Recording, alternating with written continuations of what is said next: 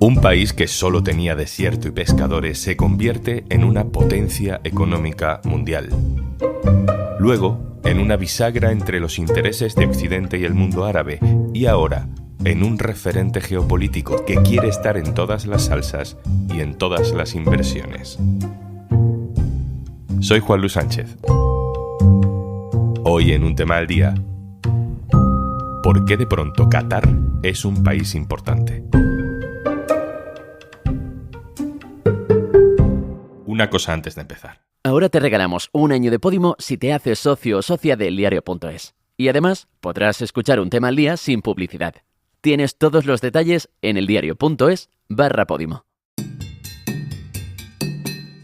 Titular de esta semana. Qatar anuncia un acuerdo entre Israel y Hamás para la entrada de medicamentos en Gaza. Titular de hace un par de meses. Qatar anuncia una tregua de 4 días entre Israel y Hamás. Otro titular. Qatar lidera el intercambio de presos palestinos y rehenes israelíes. Qatar, sede del Mundial de Fútbol.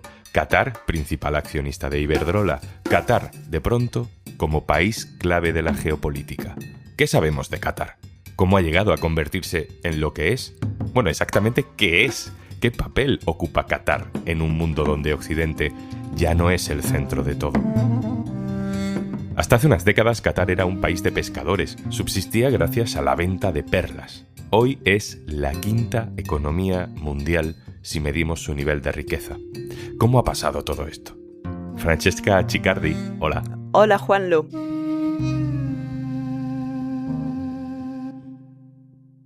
Francesca es compañera de la sección de internacional del diario.es, conoce bien la región, pero empecemos por lo más general, Francesca. Si uno consulta Wikipedia, pues leemos que Qatar era un protectorado británico, que se independiza en 1971, que es un país pequeño, un poco más grande que la región de Murcia. Está ahí, en mitad del Golfo Pérsico, tiene 2,5 millones de habitantes, que es mucho para esa superficie, porque además, al menos en la superficie, solo hay desiertos, no hay montañas, no hay ríos. Francesca, ¿cómo se convierte en un país tan rico como es hoy? Pues Qatar, como todos los países del Golfo Pérsico, se ha convertido en un país rico gracias a sus riquezas naturales, gracias a los hidrocarburos. Qatar tiene unas reservas enormes de gas natural y es uno de los principales exportadores a nivel mundial de gas natural licuado, y eso le ha situado en un lugar importante a nivel internacional en los mercados energéticos y como socio estratégico para muchos países, sobre todo a raíz de la guerra de Ucrania, cuando Occidente impuso sanciones a Rusia y por tanto los países occidentales dejaron de importar gas ruso, pues empezaron a importar más gas de Qatar, y Qatar se ofreció de alguna forma a llenar ese hueco dejado por Rusia, aunque evidentemente Qatar no puede sustituir a Rusia, pero esto hizo que tuviera más importancia y fuera un socio todavía más estratégico. Siempre se escucha hablar de el emir de Qatar como gran referente político. ¿Qué tipo de gobierno hay en Qatar? Es parecido a una monarquía, pero un poco peculiar porque todo pasa por el emir. Hay algunas instituciones consultivas, pero no toma decisiones. Los únicos que toman decisiones es el emir y su círculo más íntimo, la familia real, que en este caso son los Al Thani, y ocupan todos los puestos de poder, desde el gobierno hasta las empresas energéticas. Incluso el comité organizador del Mundial de Fútbol de 2022 pues estaba encabezado por los Al Thani. Digamos que es una monarquía en la que los ciudadanos cataríes, que son solo el 10% de la población del país, o sea, los súbditos, tienen muchos privilegios, y el Estado pues tiene un papel bastante asistencialista o paternalista, digamos, y tiene pues fundaciones o instituciones que promueven la educación, la salud pública, o sea que los ciudadanos cataríes, que son pocos, viven muy bien. Dices que solo el 10% de sus habitantes son cataríes y que solo ese 10% disfruta, digamos, de cierta riqueza. ¿Cómo vive el resto? El resto no vive tan bien, sobre todo los trabajadores inmigrantes, que son la gran mayoría de la fuerza de trabajo en Qatar. Si bien es cierto que ha habido reformas y ha habido mejoras en ese sentido y Qatar se ha puesto a la cabeza de otros países del Golfo Pérsico en cuanto a derechos laborales, aún así estas personas pues viven en condiciones bastante precarias, por no decir inhumanas en algunas ocasiones. Recordemos los trabajadores, los que construyeron los estadios y todas las infraestructuras, las instalaciones del Mundial, pues hay informes que indican que hasta 6.000 murieron pues por el exceso de trabajo, por trabajar a temperaturas muy altas, bueno, por condiciones bastante extremas. La monarquía catarí, este emirato, se identifica con la rama suní del Islam. Explícanos las implicaciones que tiene eso. Qatar representa una línea más blanda dentro de los suníes, muy diferente a Arabia Saudí, por ejemplo. Qatar pues encarna un Islam más humanitario, si queremos llamarlo así, hace mucha obra de caridad, construye hospitales, financia clínicas, proyectos educativos en muchos sitios del mundo musulmán. En Gaza, por ejemplo, es uno de los principales financiadores. Sin Qatar, pues Gaza no hubiera sobrevivido hasta ahora. Y en este marco, digamos, de un Islam también más moderado, ha promovido una política exterior multilateral. Mientras Arabia Saudí, con su Islam suní más ortodoxo, ha rechazado las relaciones con los países chiíes, Qatar se ha acercado a Irán, que es un régimen chií, y ha mantenido buenas relaciones con muchos países, aunque no tengan exactamente la misma rama del Islam o el mismo pensamiento, la misma aplicación de esa rama del Islam. Todo eso es de puertas para afuera, pero de puertas para adentro, ¿cómo es ese régimen? Es un lugar muy integrista, si lo comparamos con otros países de su entorno. Estamos hablando de derechos fundamentales muy coartados. ¿Es homologable a los países occidentales? En Qatar no hay libertad o no todos los derechos básicos están garantizados. En concreto, pues los derechos LGTBI evidentemente no se respetan. La mujer tiene una posición mejor que en otros países como Arabia Saudí, aún así no es igual al hombre. Y otros derechos básicos como la libertad de expresión pues no existen porque no puedes criticar al emir, no puedes hablar libremente de cualquier cosa que se te ocurra. Pero en la región de Oriente Medio, Qatar no es un país especialmente represivo.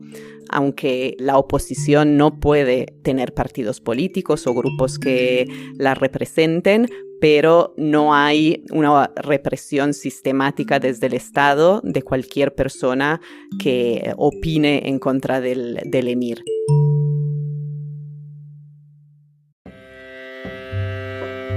Al margen de esa exportación de gas y de que ha aprovechado bien la guerra de Rusia en Ucrania, como nos has explicado, para posicionarse en la venta de gas a Europa, Qatar también, antes de todo eso, había ido ganando protagonismo en la escena internacional por otras vías. El Mundial de Fútbol es un ejemplo muy claro de esa influencia y de cómo Qatar ha comprado un poco el blanqueamiento de su imagen. ¿Qué otras estrategias han seguido? Qatar, al igual que otros países del Golfo Pérsico, sobre todo Arabia Saudí y Emiratos, ha invertido grandes cantidades de dinero fuera, sobre todo en Europa, comprando clubes de fútbol, invirtiendo en grandes empresas estratégicas o multinacionales y además, Qatar se ha diferenciado de los otros países gracias a su papel diplomático. su papel de mediador en conflictos internacionales destacados, por ejemplo, entre Irán y Estados Unidos, entre Estados Unidos y Venezuela. Digamos que Qatar ha sido un poco el canal a través del cual Estados Unidos ha hablado con los países con los que no mantiene relaciones, los países considerados enemigos, entre comillas. Incluso el acuerdo que Estados Unidos firmó con los talibanes se firmó en Doha. Y esto también ha sido posible gracias al canal de televisión Al Jazeera, que si bien hace 15 años solo era conocido en el mundo árabe, poco a poco ha ido ganando peso más allá del mundo árabe, que ha influido en cómo el mundo percibe Qatar. En términos políticos, ¿cómo consigue Qatar ganarse la confianza de los antagonistas? ¿Cómo se presenta siendo un país árabe como intermediario, por ejemplo, ¿no?, en el caso de Gaza? Y sobre todo, ¿por qué quiere jugar ese papel? Qatar ha logrado ganarse la confianza de muchos países y sobre todo de Estados Unidos, siendo un socio, digamos, leal y manteniendo una política relativamente neutral, sin posicionarse o alinearse claramente en un lado o en otro.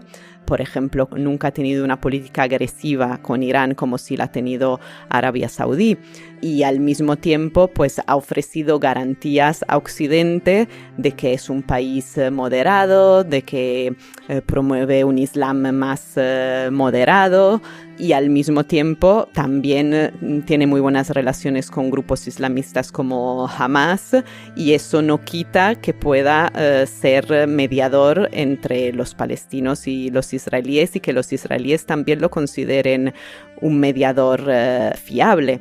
Y también su posición geográfica pues ha ayudado. El hecho también de que tenga una compañía aérea muy importante ha hecho que se convierta en un punto de paso de mucha gente, y que sea fácil, por ejemplo, que desde Irán y desde la otra punta del mundo vayan a Doha para hablar de paz o para hablar de otros asuntos que han hecho que Qatar destaque como pues un promotor del entendimiento y del diálogo.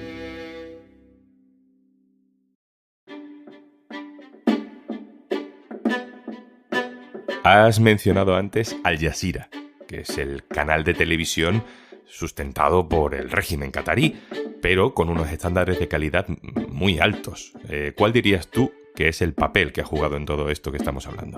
Pues Al Jazeera, cuando nació, fue revolucionaria porque fue la primera cadena árabe por satélite no pública o no oficial como las otras, que todos los países árabes tienen sus cadenas oficiales que siguen una línea muy oficialista, y Al Jazeera consiguió ser una televisión privada sin serlo, porque Al Jazeera es propiedad del Estado qatarí, como todo en Qatar, pero aún así puede mantener una línea editorial relativamente independiente, hacer un periodismo de calidad, y eso no se había visto antes en el mundo árabe, y se convirtió en un canal muy influyente en el mundo árabe, jugó un papel fundamental en las primaveras árabes, y a partir de ahí también empezó a expandirse fuera del mundo árabe. Su línea editorial se centra mucho en dar voz a los que no tienen voz, pues desde los palestinos hasta los musulmanes rohingya,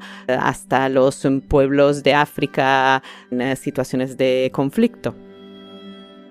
Francesca, tú conoces bien esa zona del mundo tan importante, de la que sabemos poco, de la que deberíamos saber más, de la que casi por obligación vamos a tener que aprender mucho en pocos años. ¿Qué aprendizaje se puede sacar de la evolución que ha seguido Qatar como pista para el futuro?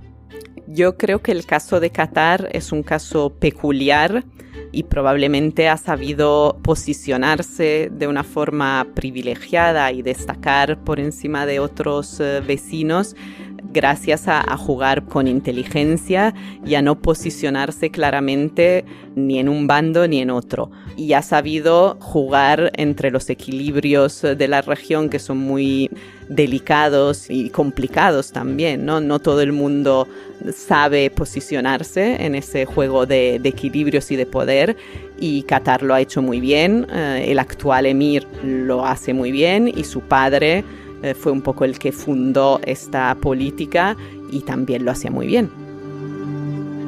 Francesca Ciccardi, compañera de la sección de internacional del diario.es, muchas gracias. Gracias a ti. Y antes de marcharnos... Ahora, si te haces socio del diario.es, tienes un año gratis de Podimo. Pero esa no es la única ventaja. Además de escuchar un tema al día sin publicidad, también tendrás acceso ilimitado a todos los contenidos del diario.es. Recibirás cada sábado el boletín personal de Ignacio Escolar con las claves de la actualidad, podrás ver antes que nadie la portada del día siguiente y asistir a los directos de un tema al día, exclusivos para socias y socios que se graban en la redacción del diario.es en Madrid. Entra en eldiario.es/Podimo, hazte socio o socia del diario.es y recuerda, también te llevas gratis un año de Podimo. Esto es Un Tema al Día, el podcast del diario.es. Si te gusta lo que hacemos, necesitamos tu apoyo. Hazte socio, hazte socia del diario.es en eldiario.es/socio. El podcast lo producen Carmen Ibáñez, Marcos García Santonja e Izaskun Pérez. El montaje es de Pedro Nogales. Yo soy Juan Luis Sánchez. Mañana, otro tema.